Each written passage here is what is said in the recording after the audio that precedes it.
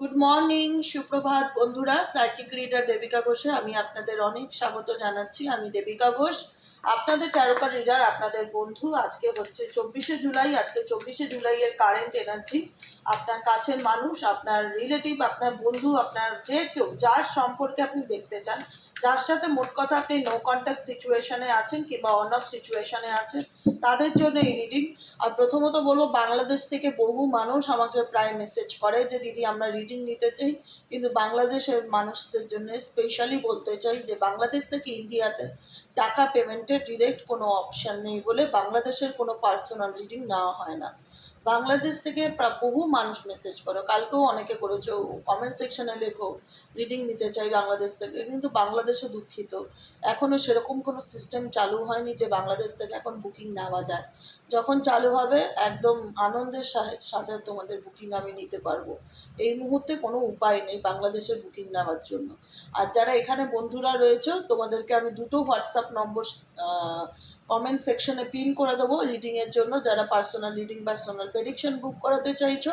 কারণ অনেকেই আমার একটা যে নম্বরটা দেওয়া রয়েছে 7980185673, অনেকেই পাচ্ছ না, তাই জন্য অপশনাল একটা নম্বর আমি তোমাদেরকে কমেন্ট সেকশনে পিন করে দেবো, যাতে তোমরা যদি পার্সোনাল প্রেডিকশন বুক করাতে চাও সহজে যাতে মেসেজ করলে পেয়ে যাও। ঠিক আছে, চলো দেখে নেওয়া যাক এই মুহূর্তে তুমি যে মানুষটার জন্য রিডিংটা দেখছো তার হিডেন ফিলিংস কি।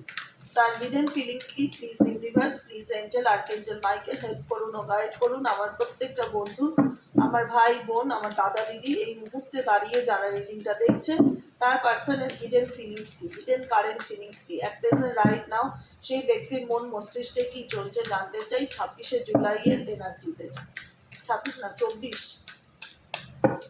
24শে জুলাইয়ের এনার্জিতে।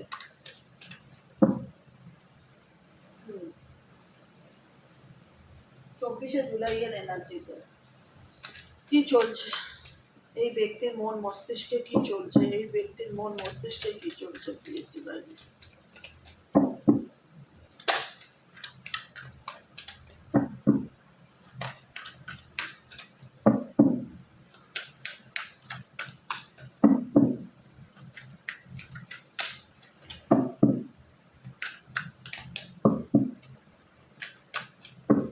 এই ব্যক্তির মন মস্তিষ্কে রিয়ালাইজেশনের কার্ড এসছে বটম অফ দ্য ডেকে।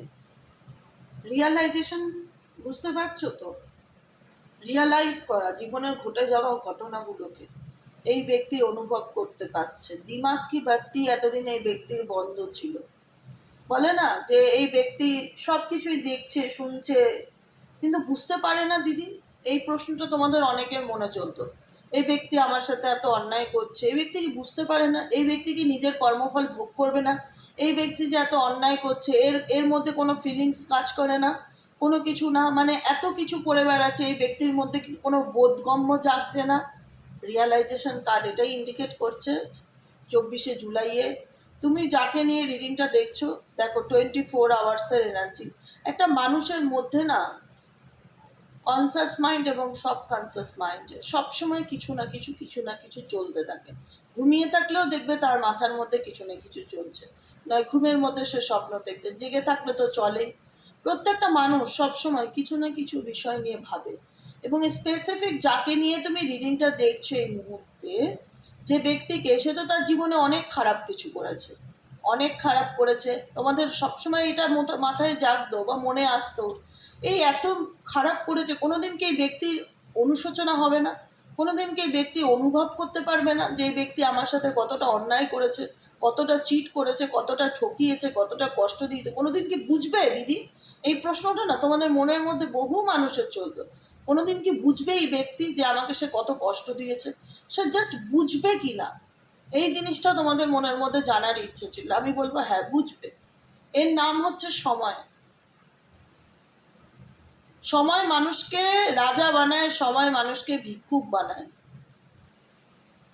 কোনো কিছু নিয়ে না অতিরিক্ত অহংকার ভালো না। অহংকার জিনিসটা না ভগবানও সহ্য করতে পারে না, কারণ ঈশ্বর প্রদত্ত ভগবান মানুষকে তৈরি করে পৃথিবীতে পাঠায় মানুষের জন্য, মানুষের যাতে কাজে লাগতে পারো, মানুষের পাশে দাঁড়াতে পারো, মানুষের ভালো করতে পারো।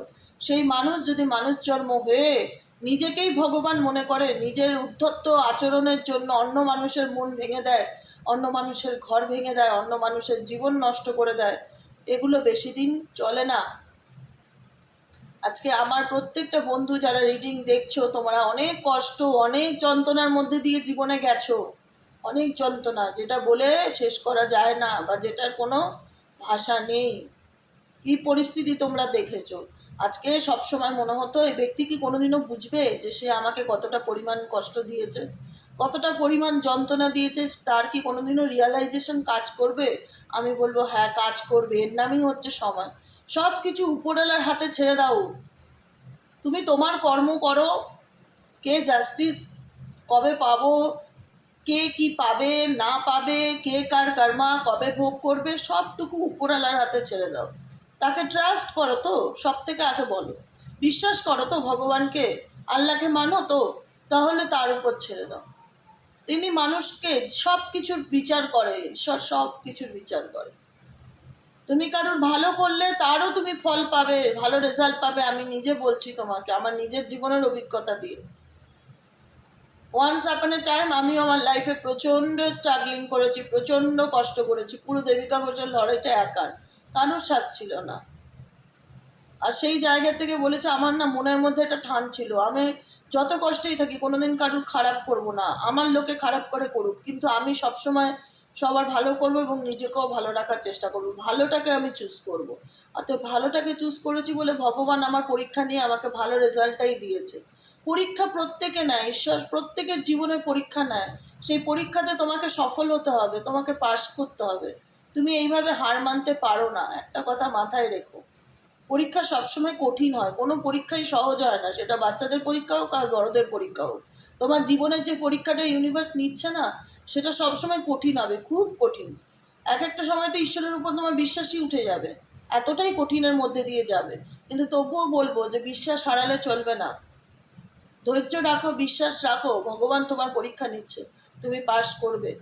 আজকে যে মানুষ যা অন্যায় করেছে না, তার মধ্যে ডেফিনেটলি সেই বোধটা কাজ করবে, যেটা এতদিন, এত বছর, এত মাস কাজ করেনি, যে আমি আমার জীবনে কি ভুল করেছি, আমি আমার জীবনে কি ভুল করেছি, কি অন্যায় করেছি, সেই বোধ এই ব্যক্তির মধ্যে ডেফিনেটলি কাজ করছে, ডেফিনেটলি কাজ করছে। আন্ডারস্ট্যান্ডিং, যে মানুষ বুঝতে চাইতো না আগে কোনো সময় কোনো কিছু, শুনতে চাইতো না, তার মধ্যে ধৈর্য কম ছিল, সেই মানুষ এখন বুঝতে চাইবে, শুনতে চাইবে, ধৈর্য থাকবে, চুপচাপ থাকবে, শুনবে, দেখবে, জানবে।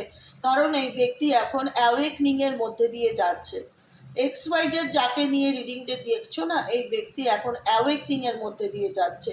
স্পিরিচুয়াল অ্যাওয়েকনিং কোনো পার্সনের স্মুথ হয় না, সেখানে ভীষণ রকম আপস অ্যান্ড ডাউন থাকে। সেই আপস অ্যান্ড ডাউন ডেফিনেটলি এই ব্যক্তি অতিক্রম করছে তার পার্সোনাল লাইফে। সেই কারণে বলে না, অন্য কেউ ধাক্কা খেলে উল্টো দিকের মানুষ তার ফিলিংস অতটা বুঝতে পারে না, সেই সেম ধাক্কাটাই সে নিজে খাক, সে নিজে খাক, তখন বলবো ওরে বাবা কি ব্যথা। যে কোনো কিছু অন্যের উপর দিয়ে ঘটলে না, আমরা অতটা অনুভব করতে পারি না যখন সেটা না নিজের উপরে চলে। এই ব্যক্তির রিয়ালাইজেশনটা তখন হয়েছে, এমনি এমনি হতো না, যদি এই ব্যক্তির সাথে কিছু না কিছু ঘটনা ঘটতো। আজকে যাকে নিয়ে রিডিং দেখছো, এই ব্যক্তির জীবনে এমন কিছু ঘটনা ঘটেছে, এই ঘটনা ঘটার পরে এই ব্যক্তির দিমাগ কি বাত্তি চলেছে, তখন মনে হয়েছে আমি কি ভুল করেছি, তখন মনে হয়েছে যে আমিও অনেক অন্যায় করে ফেলেছি। সেই রিয়ালাইজেশনটা এই ব্যক্তির মধ্যে কাজ করেছে, এবং তখনই কাজ করেছে যখন এই ব্যক্তির সাথে কিছু ঘটনা ঘটেছে। দেখো, এই ব্যক্তির এনার্জি হচ্ছে সবসময় দায়িত্ব না নেওয়া, দায়িত্ব থেকে এড়িয়ে যাওয়া। এই ব্যক্তি রেসপন্সিবল পার্সন নয়, সে বিবাহিত হলো, ফাদার নয়, রেসপন্সিবল মাদার নয়, রেসপন্সিবিলিটি নিতে জানে না, মিথ্যা কথা বলে এড়িয়ে যায়। সব থেকে বড় কথা হলো এই ব্যক্তির এটা হচ্ছে কমজোরি, উইক পয়েন্ট। XYZ যাকে নিয়ে রিডিংটা দেখছে, এই ব্যক্তির কমজোরি আছে, এটা উইক পয়েন্ট আছে, যে এই ব্যক্তি সিচুয়েশনে লড়াই করতে জানে না, ফেস টু ফেস হতে জানে না, সবসময় মিথ্যা কথা বলে এড়িয়ে যায়, ভয়ে পারলে ব্লক করে রেখে দেয় বা অ্যাভয়েড করে, আমি এখন ব্যস্ত আছি, আমার এখন সময় নেই, আমি এখন টাইম দিতে পারবো না, বিভিন্ন রকমভাবে। কারণ দেখো, দায়িত্ব নিতে গেলে সাহস লাগে, বুকের পাটায় দম লাগে। এই ব্যক্তির বুকের পাটায় দম নেই, সাহস নেই। সে দেখায় তার অনেক সাহস আছে, শো করে, কিন্তু অ্যাকচুয়ালি ভেতরের এনার্জি পরিস্থিতির মুখোমুখি হতে ভয় পায়। XYZ যাকে নিয়ে তুমি রিডিংটা দেখছো, সে পরিস্থিতির ফেস টু ফেস হতে ভয় পায় যে আমাকে কিসের মুখোমুখি হতে হবে, কি প্রশ্ন করবে আমার পার্টনার, কি জবাব দেব, কি করব না করব। অন্যায় করেছে না, যে অন্যায় করে সে সবসময় পালিয়ে বেড়ায়। একটা কথা মাথায় রাখবে, তুমি যদি জীবনে কোনোদিন অন্যায় না করো না, তোমার বুকের পাটা একটা আলাদা টান থাকবে। তুমি চোখে চোখ রেখে কথা বলার ক্ষমতা রাখবে, যে বলো কি হয়েছে, বলো কি দম আছে, আমি কোনোদিন অন্যায় করিও না, আমি মিথ্যা কথা বলিও না, তাই আমার ব্যাপারে কেউ কিছু বললে সামনে এসে বলবে, আমি জানতে চাই। এই জিনিসটা না বলার মধ্যে একটা আলাদা মানে আনন্দ কাজ করে, যে আমি অন্যায়কে পছন্দ করি না, নিজেও অন্যায় করি না, আর কাউকে মিথ্যেও বলি না, প্রয়োজনের দরকার না পড়লে মিথ্যে কথা বলতেও হয় না। অতএব আমি সিনা টান করে দাঁড়িয়ে কাউকে চ্যালেঞ্জ নিতে পারি যে আমার ব্যাপারে কিছু বললে প্রুফ করে দেখাও, বলো, সেটা বলতে পারি। আর যে অন্যায় করে না, একটা কথা মাথায় রাখবে, সে সবসময় লুকিয়ে বেড়াবে, কারণ তাকে তো কৈফিয়ত দিতে হবে, তাকে তো জবাবদিহি করতে হবে না, যে বলো তুমি কেন এরকম এরকম করেছো। সে তো বলতে চায় না, কারণ সে তো অর্ধেক মিথ্যা কথা বলে। সে বলবে কি, সে তো লুকিয়ে বেড়ায়, পালিয়ে বেড়ায়। তো তোমার পার্টনারের এনার্জিও তাই, এই মুহূর্তে তোমার পার্সন কারুর দ্বারা ভীষণভাবে বিট্রেট হয়েছে, প্রতারিত হয়েছে বা চিটেড হয়েছে, ভীষণ হার্ট ব্রোকেন এনার্জি দিচ্ছি। মন মেজাজ ভালো নেই, মন ভালো লাগছে না, হিলিংয়ের এনার্জি। এই মুহূর্তে তোমার পার্সন নিজেকে হিল করতে চাইছে, নিজের ট্রমাকে হিল করতে চাইছে। এই পার্সন মানসিকভাবে আঘাতপ্রাপ্ত হয়েছে রিসেন্টলি, আমি এটা ভীষণ ভালোভাবে ফিল করছি। এই ব্যক্তি রিসেন্টলি মানসিকভাবে আঘাতপ্রাপ্ত হয়েছে কোনো কারণে। এই ব্যক্তিকে কেউ হার্ট ব্রেক করেছে, বা বলে না যে যে জিনিসটা অন্য কারোর সাথে সেটা কেউ ফিল করতে পারে না, যখন নিজের সঙ্গে ঘটে তখন মানুষ অনুভব করতে পারে যে আমি কি ভুল করেছি, বা আমার লাইফের সঙ্গে হয় না কার্মা রিটার্ন আসছে। তো ডেফিনেটলি এই ব্যক্তি আজকে এমন একটা সিচুয়েশনে আছে না, যেখানে দাঁড়িয়ে তার জীবনটা যে আধা আধুরা, তার মনটা যে ভালো নেই, সব কিছুতে একটা shattered energy, negative energy, heart broken energy, destroyed এনার্জিকে এই ব্যক্তি এই মুহূর্তে ফিল করছে। কারেন্ট এনার্জিতে ভীষণ মন ভাঙা এনার্জি, মনটা ভালো নেই, কাউকে কিছু বলতে ইচ্ছে করছে না, কাউকে কিছু এক্সপ্লেন করতে ইচ্ছে করছে না, মনটা ভালো নেই। জাস্ট আমার এই ওয়ার্ডটা তোমার পার্সনের জন্য সকালে রিডিংয়ে উঠে আসলো, মনটা ভালো নেই, কিছু ভালো লাগছে না, ভেতর থেকে একটা মন মরা অবস্থা, ডিস্ট্রয়েড এনার্জি, মনে হচ্ছে সব কিছু ওনার জীবনে শেষ হয়ে গেছে। যে কারণে এই ব্যক্তির এনার্জি হচ্ছে হিলিং এনার্জি। এই ব্যক্তি এই মুহূর্তে দাঁড়িয়ে নিজেকে রিলিজ করতে চাইছে, নেগেটিভ এনার্জি থেকে পিউরিফাইং করতে চাইছে এবং ক্লিনসিং করতে চাইছে, নিজেকে হিল করতে চাইছে। দেখি এই ব্যক্তির মনে আর কি চলছে। Please divine Angel, divine universal guide করুন। I need your help, your influence.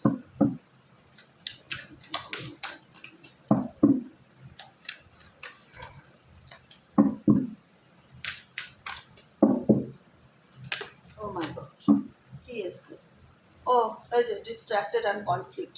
আমি বললাম না, এই মুহূর্তে দাঁড়িয়ে এই ব্যক্তির না রিসেন্টলি কারোর সাথে কোনো রকম বা কোনো থার্ড পার্টি থাকলে নিয়ার বাই কাছের লোকের সাথে না কিছু ঘটনা ঘটেছে, এটা একটা ঘটনা। আর দ্বিতীয়ত এই ব্যক্তির তোমার হ্যাঁ না, তোমার ফিলিংস আমি জানি, প্রায়শই রিডিং করি ডেলি বেসিকই, আমার বন্ধুদের মনে কি চলছে।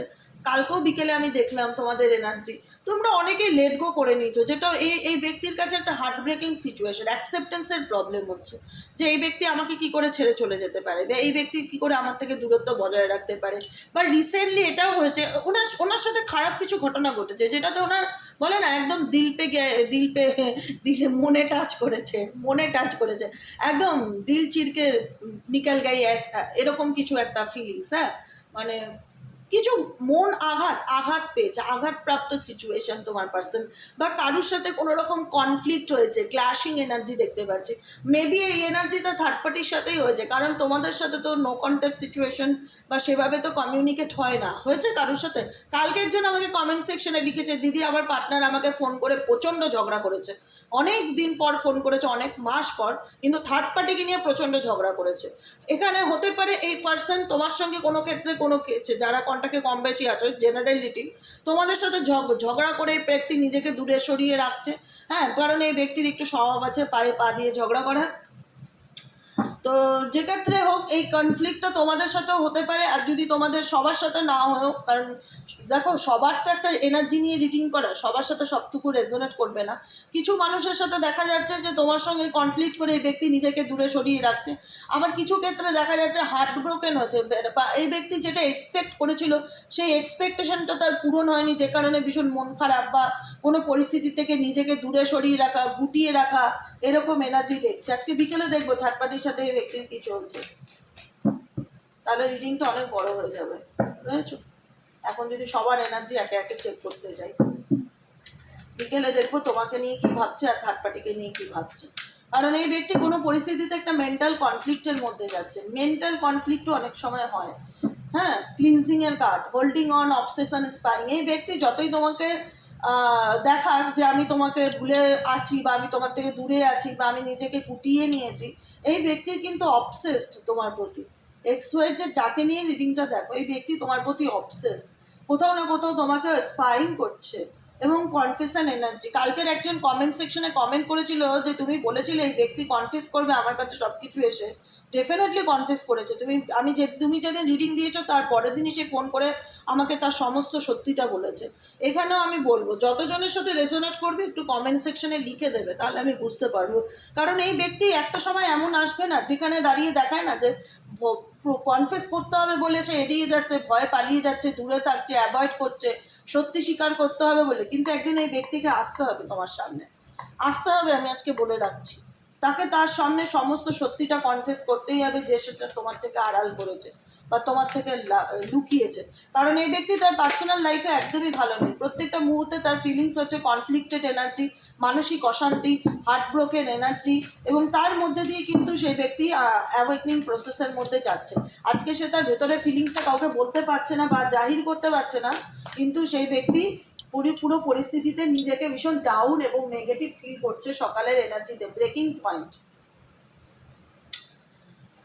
কারণ এই ব্যক্তি বুঝতে পারছে সম্পর্কটা তোমাদের এমন একটা জায়গায় এসে দাঁড়িয়ে গেছে যেখানে দাঁড়িয়ে সব কিছু নর্মাল হওয়া, বা এনার দিক থেকে ইনি তো মানে বলবো না যে লড়াই করতে জানে না, লড়াই হ্যাঁ করতে পারে, উল্টোপাল্টাভাবে ঝগড়া ঝামেলা করে, চেঁচামেচি করে, মাথা গরম। অ্যাকচুয়ালি প্রকৃত অর্থে সঠিক উপায় যে লড়াইটা বলে, এই ব্যক্তি যেটা জানে না, এই ব্যক্তি পরিস্থিতির থেকে ভাগে, সবসময় পরিস্থিতির থেকে ভাগে। যে অন্যায় করে সেই ভাগে, যে সৎ সে কোনোদিন পালাবে না, এটা মাথায় রাখবে।